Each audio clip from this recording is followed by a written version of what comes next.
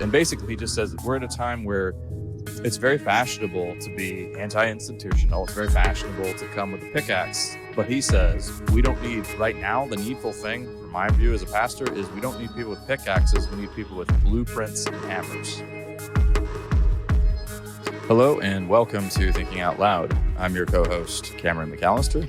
And I'm your co-host, Nathan Rittenhouse. So there is a major stir, well, in some sectors, over Megan Basham's new book, Shepherds for Sale. And I was reading an article, and so we want to talk about that a little bit. Just sort of the main thesis of the book for a second. But then more broadly, I think, Nathan, you had a wise response to this book. But essentially, this is doing a little bit of what Kristen Dumais' book, Jesus and John Wayne, was doing, except this time it's coming from a conservative journalist rather than a progressive academic. So, but other than that,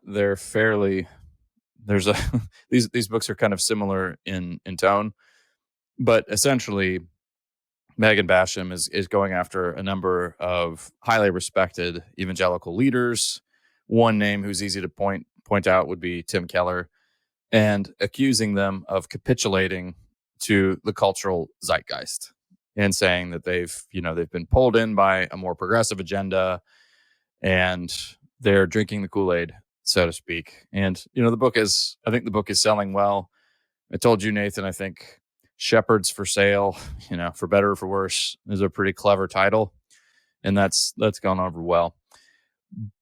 But by and large, so let me start here. I'm not going to read this book. Nathan, are you going to read this book? Nah.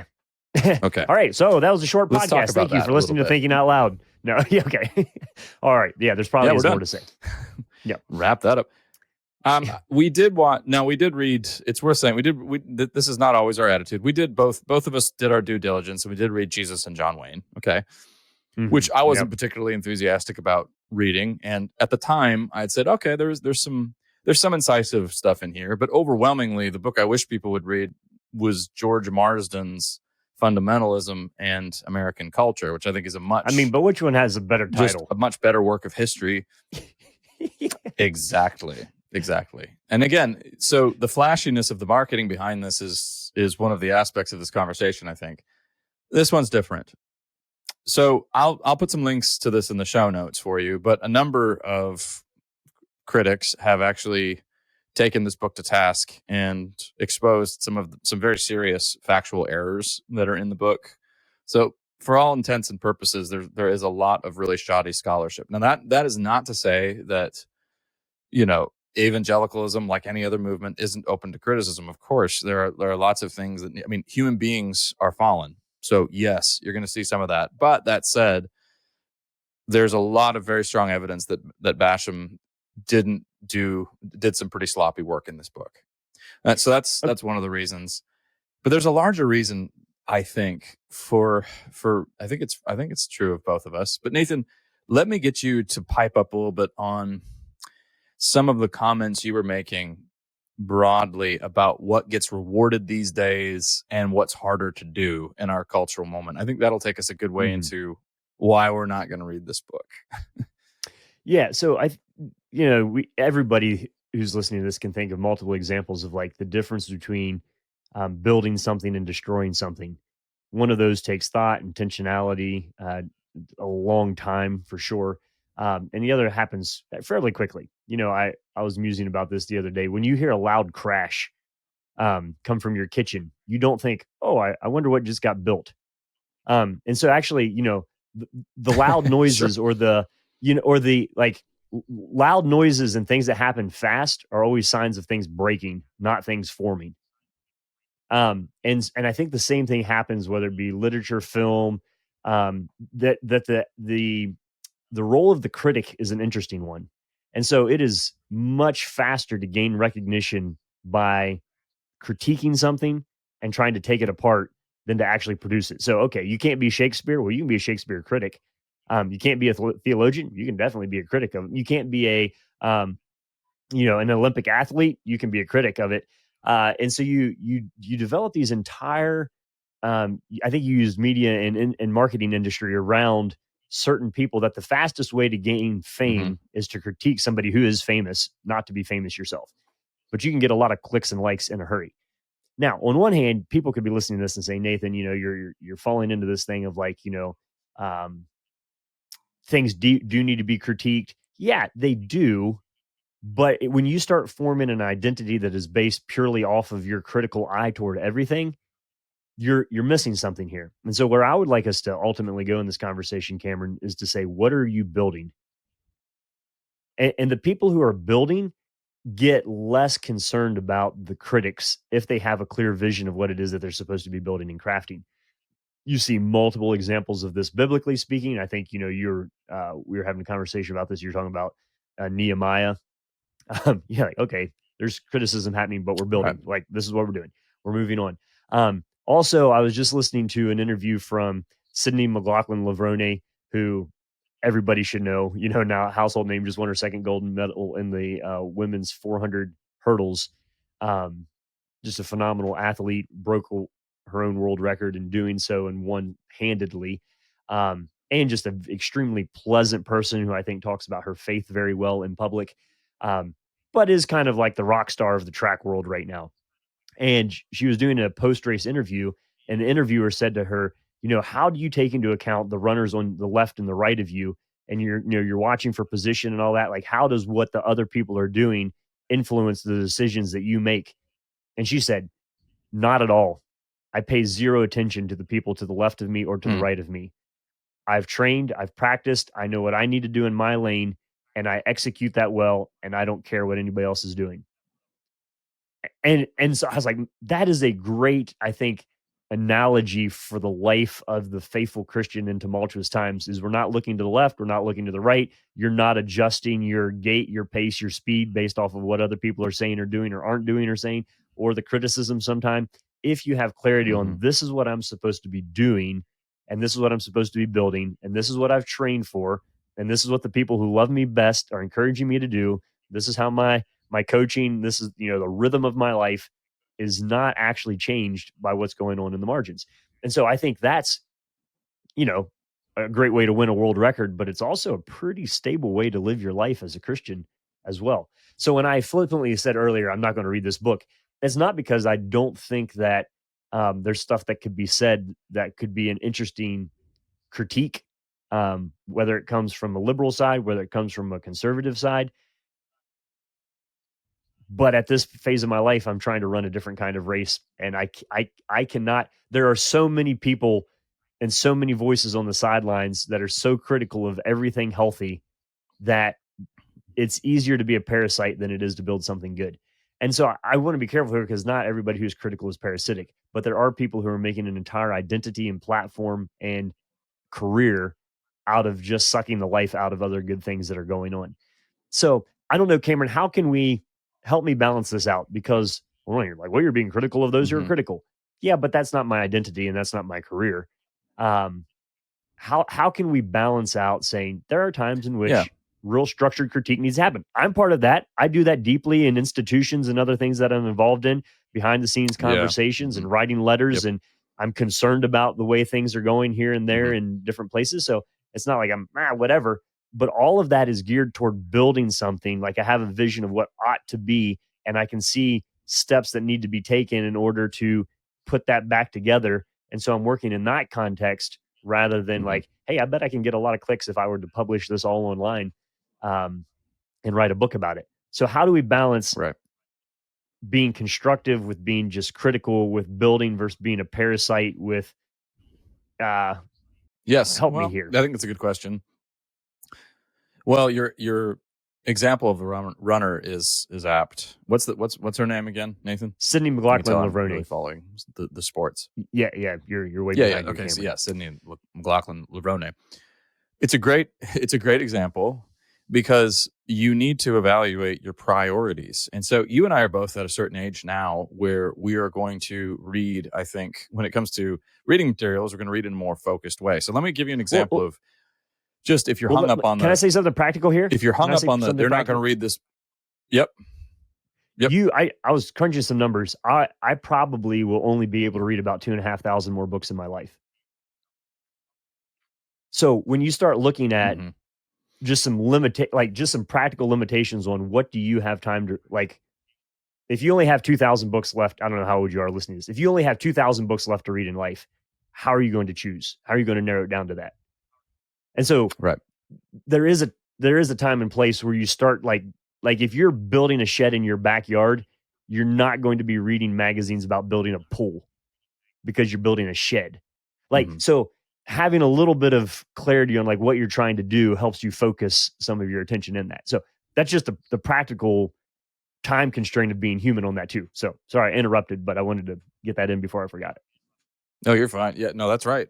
Well, you have finite capacity. So if you're hung up on the is even with Nathan's example in your mind, if you're still hung up on the well, you guys aren't going to do your due diligence and read this. Let me give you some examples and where we would read it. So if I was commissioned for, or Nathan was presumably by some Christian publication to review the book, we would read it.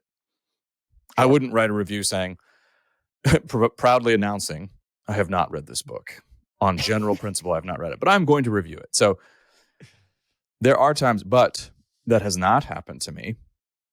And therefore, I want to maintain focus on the projects that I'm actually invested in. The Nehemiah example comes from a really helpful little article in Mere Orthodoxy by Patrick Miller, who is a local pastor at a church in Missouri. And he uses that example of Nehemiah when they're building the wall, and Sanballat comes and just hurls accusation after accusation, trying to tear him down. And his response is repeatedly, no, we can't come down. We have to keep building.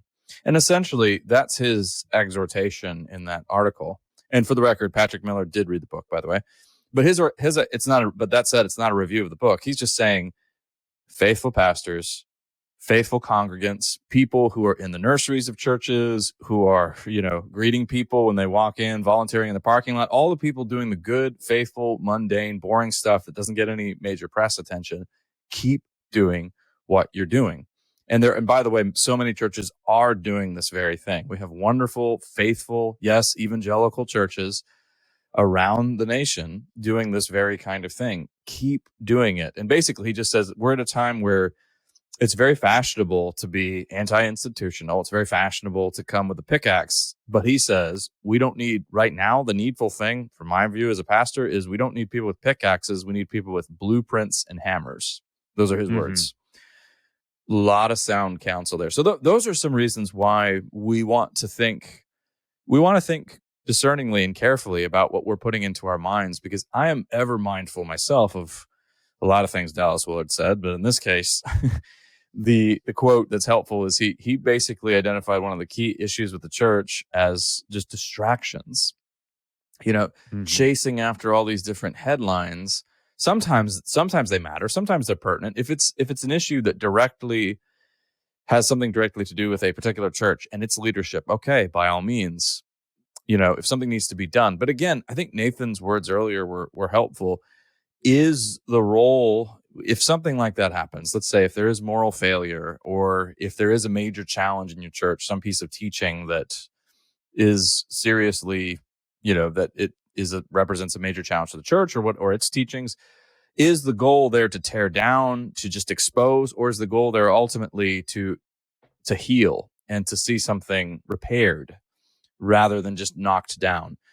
I think that's a big challenge for us these days. If we want to think more constructively, we want to think more in terms of building. It's a profoundly countercultural thing to do right now, but it's very needful. And there are so many distractions around us. Again, think of that runner.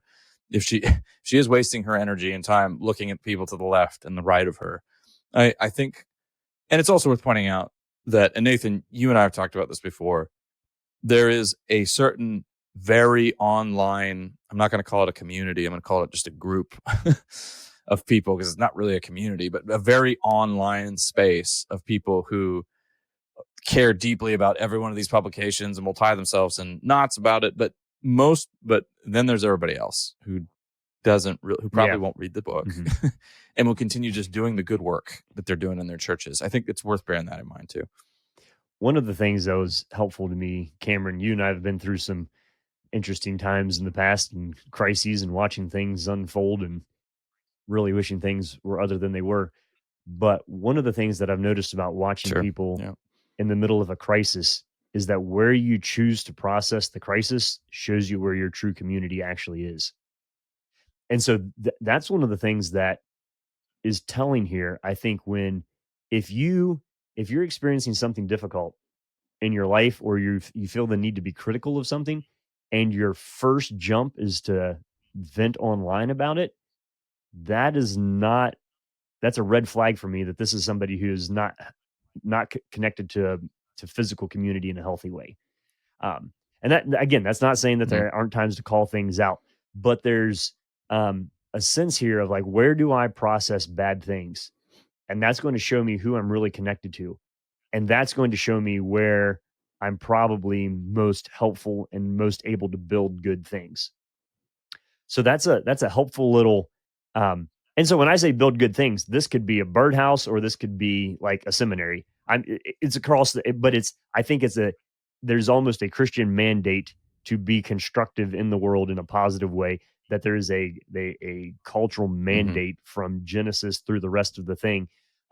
You never get a Jesus teaching of just like sit on your hands and watch what I'm doing. Um, it's a go and tell the kingdom of God is advancing kind of a mindset. So there really isn't a role to sit by and be a commentator or a spectator or a pundit in the kingdom of heaven. Like those roles don't exist. So if you're doing those, um, what are you trying to do here? What's the end result? And I think at this phase of my life, it's hard to not see a lot of that as just self-absorbed narcissism to some degree, or a real need for validation from people that you don't even know. And again, that tastes bitter coming out of my mouth. I don't have bitterness in my heart in any of these categories. It's just that at a certain point, how do we say, Cameron, if your brother causes you to sin, um, call them out, rebuke them. So I was just reading this in Luke 17 this morning. Rebuke them. If they ask for forgiveness, forgive them. So rebuking sin is a real thing. Like church discipline is a real thing. It has to happen. The kingdom of heaven is not a free for all. On the other hand, making an industry out of rebuking everybody everywhere just seems like a sad waste of time and missing the mark of what God probably has for us. So I'm on one hand, I don't want to sound like I'm coming down soft on sin, brokenness, scandals, any of that. I'm not. I'm also just saying that I'm not in charge of policing the entire world from my office and as a result of my devotions this morning. Can both of those things not simultaneously be true? It seems to me they can. Yeah, I think we're wrestling these days in America with, and I'm hearing more murmurings about this. By the way, maybe not so much murmurings, maybe more shoutings, but that we're having to learn the fine art of what it means to be countercultural now, and that has not been the Mm, case historically in the United States. We've and let's just be honest, that's in many ways been a blessing as well. The way Christianity has been allowed to have some, I think, I mean, for all of the criticisms, to have some positive influence in this nation in the past as well. But as we grow more post Christian, that's changing, and so we see these examples. And I think, Nathan, I've talked before about why I have less sympathy for this sort of thing. So let me put some sour words in my mouth now for a second. okay. Yeah. Join me on And my this little isn't going to raft be an here. attack. Yeah, on your little raft there. Yes. Well, I think what we've found is that Christianity, the practical outworking that in of that in North America is not severe persecution, okay, or anything like that. We're not, Hmm. thank God, we're not facing torture, we're not facing loss of life. I mean, this is something that is just a daily reality for so many brothers and sisters around the globe. But what we are facing is increasing a sense of irrelevance. And that's just very difficult for us as evangelicals, because we have been taught that cultural relevance is very important and it's a great good. And I think I'm going to try to give the best representation of this viewpoint right now. It goes wrong sometimes, but in the best instances, what's meant by that is not, hey, we want to be super cool and we really want to fit in. It rather means we want to translate well for a lost and hurting world the healing power of the gospel so that they can hear it. Now, yes, that can go wrong in different ways. Yeah, I mean, you could think of words like contextualization, which is a bad word in some circles, but there, to some degree, we all know that this has to happen, and to some, we see that it's not foreign to Scripture from Jesus using parables to communicate his truth, to Paul quoting pagan philosophers. But what's happening now is increasingly people really don't want to hear it anymore, and they don't care. And so there are a number of different ways that people are responding right now. One of them is capitulation. That's something that's happened. There's a historical precedent for that. I think the clearest way to look at it is Schleiermacher's goal to reach the cultured despisers of Christianity. Mm-hmm. And so you meet them on their own terms and end up adapting and changing key aspects of the gospel to accommodate those assumptions. In our day, that would be sexual ethics would be a huge point of contention there, right? Mm-hmm. But the other side, though, and this one's a little bit more insidious, I think, and this is where here are the sour notes or the sour words. You can gain favor with a lot of those outside the church by attacking the church. I'm just going to state it like that baldly for a second. Now, are there times to call people out? Well, of course there are. We both said that. Yeah. Hang on. But you say don't. More. Yeah, say more. So you gain favor with those outside the church for about 0.3 seconds, and then are immediately irrelevant again. Like, I mean, do you know? Yeah. Can you think of somebody, agree. Cameron, who that actually worked for? Like, it's like selling your soul for an Oreo. I mean, it's right. Like, can I play devil's advocate for just a second? Well, I mean, yeah, you're going to talk about David French in the New York Times. So it depends. Well, yeah. Well, I'm just going to say, hey, it depends entirely on what you mean by works. So if you mean works in the sense of get your name in print in prestigious publications, then I guess technically you can say for right now it works. By the way, I don't think it will in the future, by the way. I think there won't be print space for the David Frenches and the Russell Moores in secular publications in the near future, actually. I don't know. I mean, I'm not a prophet, but I think that's an educated guess I'm going to make. I think their time in those publications is limited. So I guess I'm agreeing with you, but I'm saying some people might say, well, if you want to keep a foot in the door of those key corridors, then yeah, you could still write for the Atlantic if you trash evangelicals. John Stott had a really... That's not putting it very delicately. Yeah, John Stott had a little phrase that was, I got to look it up. It's in his book, The Radical Disciple, I think is the last book that he wrote, kind of his farewell letters. That's a great forgotten book, by the way. You should read it. Yeah. Read that instead of Megan Basham. Yeah. Yeah, that's right. Go read The Radical Disciple by John Stott. But I think it's in there. He has a line where he said, start with the understanding that the gospel is never culturally attractive. So just start there. That's a deep challenge. Yeah, but isn't it a good one? I venture to say a lot of people don't think that's true. I know. That's probably why he had to write it down. Wouldn't you? Right, yeah. A lot of people, I think, because I've yeah, we're kind of ranting. But there was we're all excited. I think of that clip that I know we're excited. Well, I think of that clip that I think I mentioned it on the podcast before of some Christian, well-meaning cultural apologist breaking down something that Ariana Grande, the singer, said. She, they asked her, "Are you a religious person?" No, she gave a typical, "I'm a very spiritual person. I was raised Catholic, but then I realized that Catholics don't like women and don't like gay people." No. So setting aside the fairness of that remark, which, for the record, completely and totally inaccurate and unfair, but that's what she's just repeating the cultural wisdom. So she says that. This guy then says, "Oh man, this is so sad because if only she understood the gospel." And I thought, no, dude, if she understood the gospel, she would say exactly what she just said. Because in cultural terms, she thinks love is all about unconditional acceptance of anything that you do or want to be. Well, that most definitely is not the gospel. That's a cultural gospel. It's not the Mhm. gospel of Jesus Christ. And because she's bought totally into that hook, line, and sinker, which makes sense because she's outside the church, she would find the gospel probably initially repulsive. So, in other words, she just doesn't like you. You should make your peace with that. Okay, so all right, let's take that and run with it here a second, because here, Cameron, I don't think there's anybody who's ever accused either of us of being anything theologically other than conservative. So we check all of the boxes in that sense. I think That's true. Yeah. maybe we articulate it in a broader stream of thought and interact that with different streams of, from literature to college campuses, in a way that we kind of cross over into some categories where people think, are those guys okay? But for the people who know us, they say, hey, look, you're deeply within the wheelhouse of long-term historic conservative Christian thought and orthodoxy. Now, that being said, if you're coming at this and thinking in conservative terms in that sense, a lot of the conservative critique of a more liberal perspective on a lot of things is that, look, this is a lot of whining, this is a lot of deconstruction, this is a lot of navel gazing, this is a lot of unproductivity.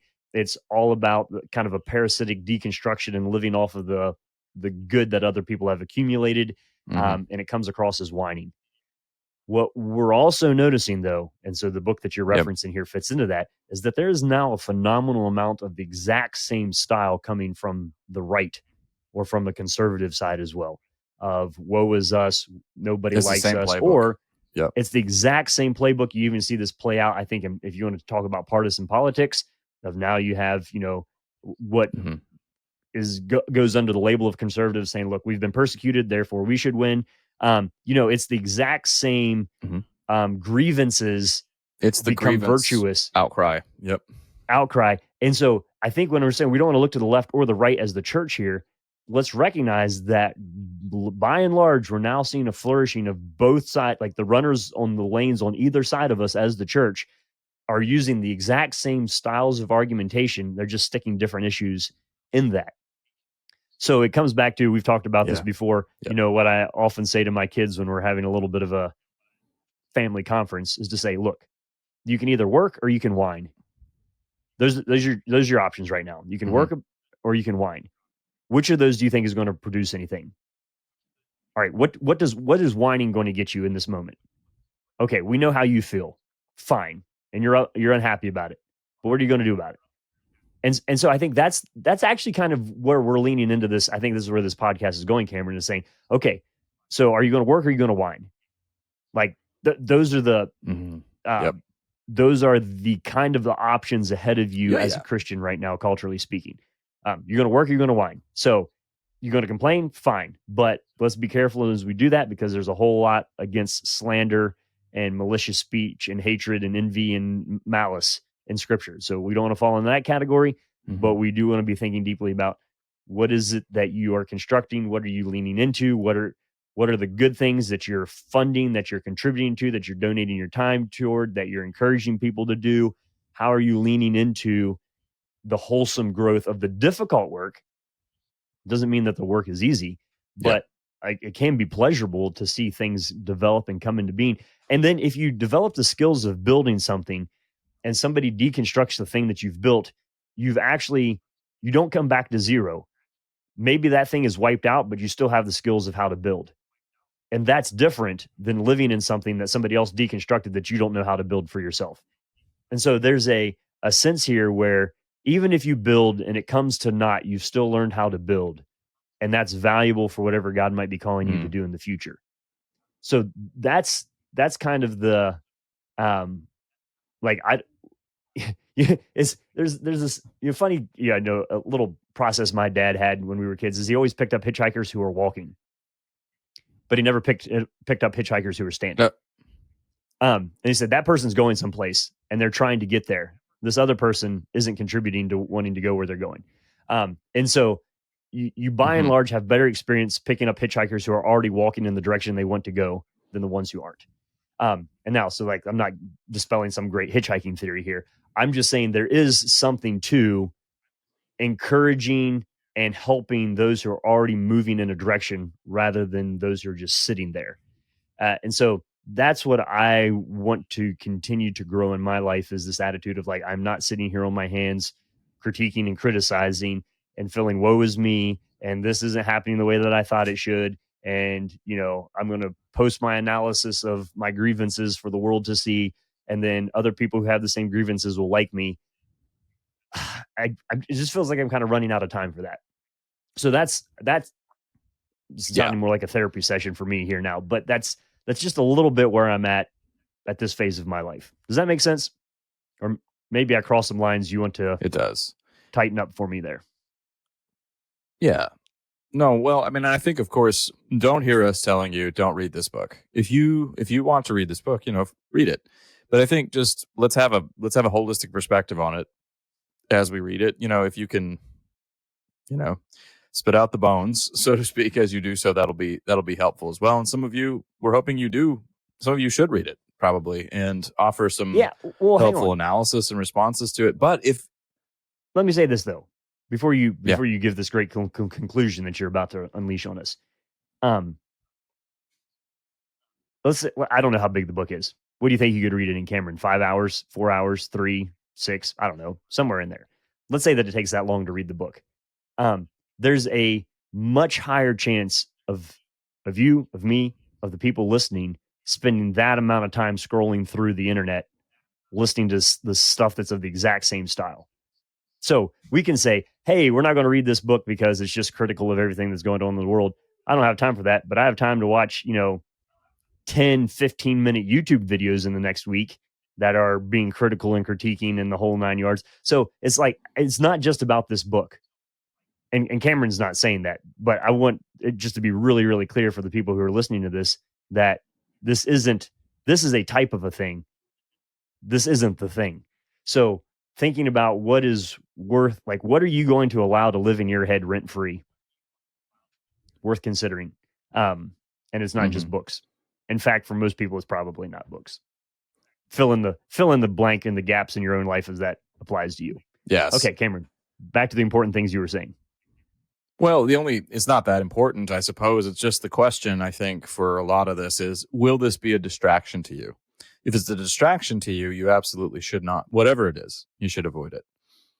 So I think we want to prioritize. Now, in terms of recent books, I can think of a number of different stories that can balance this out. I think I want to point quite a bit to Win Collier's biography of Eugene Peterson, which in many ways is sort of a beautiful antidote to so many of these exposés that are flying off the presses these days, because it will give you a picture of not a perfect person, but a man who devoted his life to the service of Christ, and in the process happened to achieve a high level of notoriety. He wasn't really gunning for that, looking for that, just kind of happened.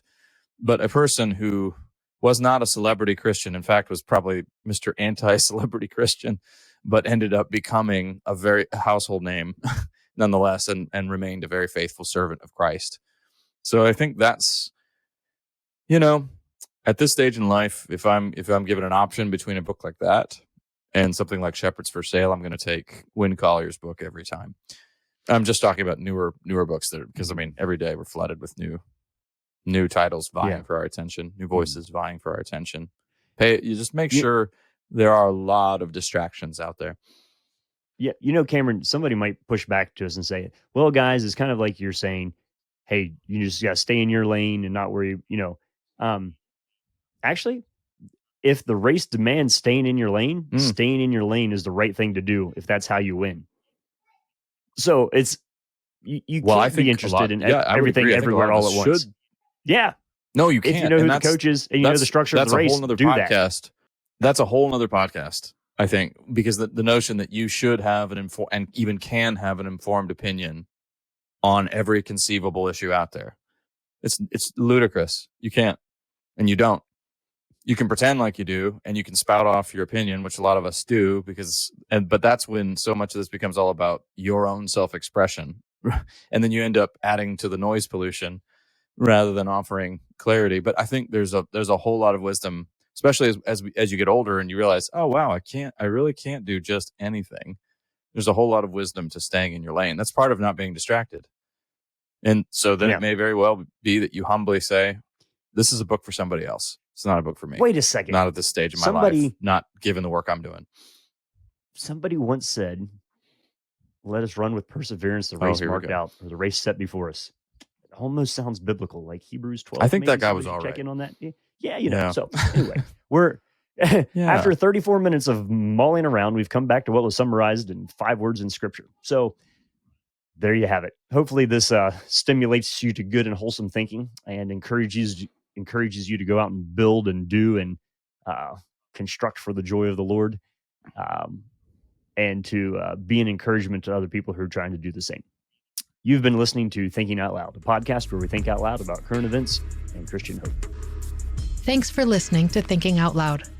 If you'd like to learn more about what we do, book Nathan or Cameron, or if you'd like to support us financially, whether through a one-time donation or on a monthly basis, you can do so on the donate page at www.toltogether.com. That's toltogether.com. And please consider leaving us a 5-star rating and sharing this content with your friends. It really does help.